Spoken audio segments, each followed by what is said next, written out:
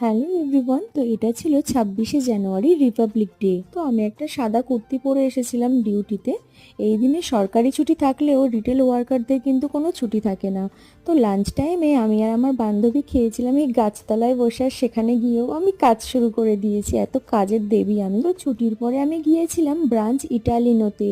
এটা আমাদের এখানে নতুন খুলেছে, আর খোলার সাথে সাথে এই 26শে জানুয়ারি স্পেশাল অফার দিচ্ছে। 26 টাকায় যে কোনো ধরনের পেস্ট্রি, যে কোনো ধরনের স্ন্যাক্স তোমরা খেতে পারো শুধুমাত্র 26 টাকায়। সেই দিনই মোট শুধুমাত্র দিয়েছিল। তো আমি এখান থেকে ট্রাই করি দুটো স্ন্যাক্স আর একটা পেস্ট্রি। ভালোই ভিড় হয়েছিল, আমি যখন গেছিলাম তখন দেখলাম প্রায় অনেক কিছুই বিক্রি হয়ে গেছে, প্রায় ফাঁকা ফাঁকা মতো। খাবারের কোয়ালিটি কিন্তু ভালোই, খারাপ বলবো না।